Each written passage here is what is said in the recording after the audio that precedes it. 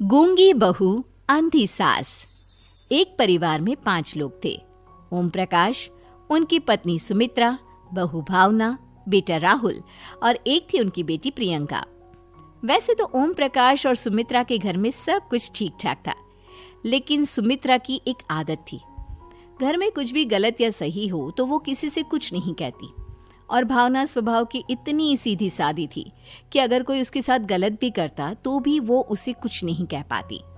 इसी के चलते प्रियंका और राहुल घर में मनमानी चलाते रहते, क्योंकि घर को संभालने वाली औरतें इस तरह से रहती थी जैसे वो गूंगी और अंधी हो।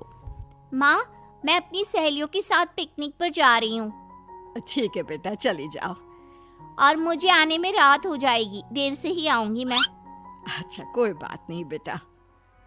अरे भावना, तुमको एक बार में समझ में नहीं आता क्या? नाश्ते में फिर से पराठे बना के रख दिए। कितनी बार तुमसे कहा है कि मेरे लिए ढंग का नाश्ता बनाया करो। ठीक है जी, आगे से ध्यान रखूंगी। अरे ये बहू से किस तरह से बात कर रहे हो तुम राहुल? अरे तो और क्या करूं पापा, इसको कही बात एक बार में समझ में ही नहीं आती। सुमित्रा, तुम अपने बेटे को समझाती क्यों नहीं? बहू से बात करने का ये क्या तरीका है? अरे जिसकी जैसी मर्जी आए करो, मुझे क्या। भावना बेटा, तुम भी तो कभी कुछ कहा करो।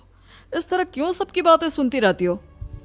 कोई बात नहीं पापा जी, सब ठीक है। रात को काफी देर तक प्रियंका घर नहीं आती और जब वापस लौट कर आती है तो एक लड़की के साथ बाइक पर बैठकर सुमित्रा और भावना दोनों ही प्रियंका को लड़की के साथ देख लेते हैं। आज तो जोर से डांट पड़ने वाली है, लेकिन मैं डर क्यों रही हूँ? माँ तो सब कुछ देखकर भी अंधी बनी रहती है। और रही बात भाभी की, वो किसी को कुछ नहीं बताने वाली। कहने को भगवान ने आवाज दी है, लेकिन गूंगी है गूंगी। अरे प्रियंका बेटा, इतनी रात को कॉलेज से लौट कर आ रही हो? कहाँ गई थी तुम? पापा, वो सहेली के घर पर थी, पढ़ाई करने के लिए रुक गई थी। अच्छा, ठीक है, जाओ अपने कमरे में जाओ और सो जाओ। सुमित्रा ने अपनी बेटी को एक लड़की के साथ इतनी रात को आते देखकर भी उससे कुछ नहीं कहा और भावना ने भी इस बारे में किसी से कोई बात नहीं की। कुछ दिनों के बाद मामा जी का फोन आया था। उन्होंने प्रियंका के लिए कोई रिश्ता ढूंढा है। लड़के वाले उसे देखने आ रहे हैं। अरे मुझे नहीं करनी शादी वादी, किसी लड़की को बुलाने की कोई जरूरत नहीं है।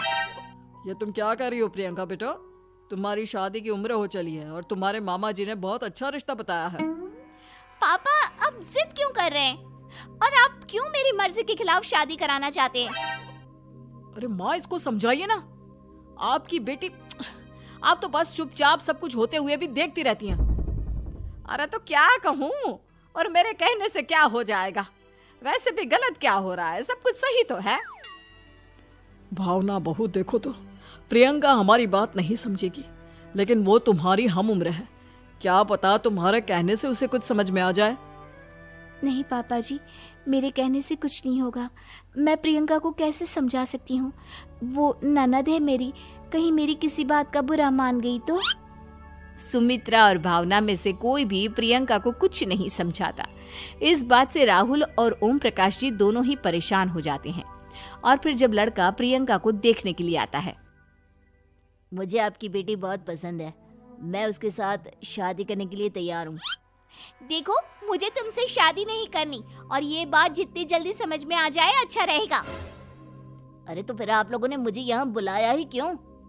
माफ कर दो बेटा, वो हमारी बेटी जरा गुस्से में है, हम उसे समझाने की कोशिश करते हैं। हाँ, देखिए आप नाराज मत होइए, वो तो उसने बस ऐसे ही कह दिया होगा। अरे कोई ऐसे ही कुछ कहता है क्या? और ये आपकी पत्नी और माँ, ये दोनों इस तरह चुपचाप क्यों बैठे हैं, जैसे इस घर के मेंबर ही ना हो? आपके घर में सब कुछ ठीक तो है ना? अरे सब कुछ ठीक है बेटा। सुमित्रा, समझाओ ना अपनी बेटी को। अरे क्या समझाऊं, क्या होगा समझाने से? सब ठीक ही तो हो रहा है, गलत क्या हो रहा है? भावना, प्रियंका को अंदर लेकर जाओ और उससे समझाओ कि कितना अच्छा रिश्ता है। इतना अच्छा लड़का है, इस तरह से बिहेव ना करे। नहीं जी, मैं किसी से कुछ नहीं कह सकती जी। अरे अजीब परिवार है, मुझे तो यहाँ से निकलना पड़ेगा। इस तरह से तो आपकी बेटी की शादी किसी से नहीं हो सकती। जिसके घर की औरतें गूंगी और अंधी बनकर बैठ जाए, उस घर का कुछ नहीं हो सकता। ओम प्रकाश और राहुल सुमित्रा और भावना की हरकतों की वजह से बहुत परेशान हो जाते हैं। एक दिन वो दोनों आपस में बात करते हैं। पापा, समझ में नहीं आता कि भावना और माँ को कैसे समझाया जाए। सही कहते हो बेटा, तुम और मैं काम के सिलसिले में सारा दिन घर के बाहर रहते हैं और घर की दोनों औरतें जिन्हें सारा घर संभालना चाहिए गूंगी और अंधी बनकर बैठी हैं। पापा आप ही बताइए इसका क्या उपाय है। मेरी तो कुछ समझ में नहीं आता बेटा, लेकिन हमें कुछ तो करना पड़ेगा क्योंकि इन सब की वजह से प्रियंका बहुत ज्यादा बिगड़ती जा रही है। तुमने देखा उसे किस तरह से बिहेव किया था। अरे लेकिन पापा हम करेंगे क्या? हमें एक नाटक करना होगा। कुछ दिनों के लिए हम भी गूंगे और बहरे बन जाते हैं, उसके बाद इन दोनों औरतों को अकल आएगी। हाँ पापा, शायद आपकी बात ठीक है। हम दोनों हर बार बात को संभाल लेते हैं और इसी वजह से माँ और भावना कुछ भी करने की कोशिश ही नहीं करते। और फिर अगले दिन, भावना, नाश्ते में क्या बनाया है? जी पराठे बनाए हैं। मेरे लिए पोहा बना दो। अच्छा जी ठीक है, अभी बना देती हूँ जी। बहू, नाश्ते में क्या बनाया है? पापा जी पराठे हैं और पोहे बन रहे हैं। अरे बहू, मुझे तो उपमा खाने का मन था, मेरे लिए उपमा बना दो। ठीक है पापा जी, अभी बना देती हूँ। भाभी जल्दी से जरा मेरा कॉलेज का टिफिन तो पैक कर देना। और सुनो, मुझे ना भिंडी की सब्जी खाने का मन है। सुमित्रा चुपचाप बैठी बैठी सब कुछ देख रही थी। उसने किसी से कुछ भी नहीं कहा और ये देखकर भावना को मन ही मन गुस्सा आ रहा था, लेकिन वो किसी से कुछ नहीं कह रही थी। उसे लग रहा था कि ओम प्रकाश जी जो हमेशा उसकी साइड लेते थे वो भी आज चुपचाप बैठे हुए थे। शाम के वक्त प्रियंका अपने बहुत सारे दोस्तों को लेकर घर आती है और उधर दूसरी तरफ से राहुल भी अपने ऑफिस के दोस्तों को लेकर घर आ जाता है। प्रियंका अपने कमरे में तेज म्यूजिक चलाकर डांस करती है और राहुल अपने दोस्तों के साथ बैठकर जोर जोर से हंस रहा था। प्रियंका और राहुल मिलकर पूरे घर को अस्त व्यस्त कर देते हैं, लेकिन भावना उनसे कोई शिकायत नहीं करती और सुमित्रा जी भी चुपचाप बैठी रहती है। लेकिन भावना और सुमित्रा के अंदर का गुस्सा धीरे धीरे बढ़ रहा था। फिर रात को ओम प्रकाश और राहुल एक दूसरे से बातें करते हैं। पापा, हमने इतना कुछ किया फिर भी भावना कुछ बोलती ही नहीं और माँ भी कुछ गलत करने से किसी को रोकती ही नहीं। तुम चिंता मत करो बेटा, इन दोनों के अंदर का गुस्सा भर रहा है और बहुत जल्दी बाहर आने वाला है। अगले दिन, अरे बहू, ये कपड़े धुले हैं या गंदे हैं? पापा जी कपड़े तो मैंने धोकर ही आपकी अलमारी में रखे थे। मुझे तो साफ नहीं लग रहे, एक बार और धो देना। प्रियंका, मैं सोच रहा था कि तुम्हें उस लड़के से शादी नहीं करनी है ना, मत करो। एक काम करो, वैसे भी क्या रखा है शादी वादी में, तुम्हें जो लड़का पसंद है उसके साथ जाकर कोर्ट मैरिज कर लो। इस बार ओम प्रकाश और राहुल की बात सुनकर भावना और सुमित्रा के अंदर का गुस्सा जाग उठता है।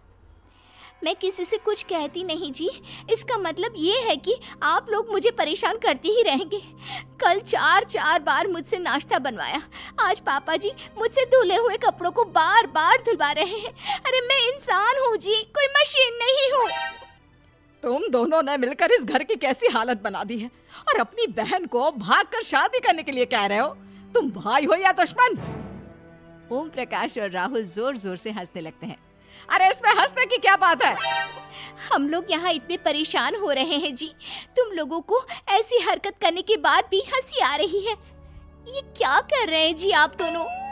यही तो हम चाहते थे कि सुमित्रा तुम अंधी होकर ना बैठी रहो। घर में कुछ भी गलत हो तो उसे रोकने की कोशिश करो।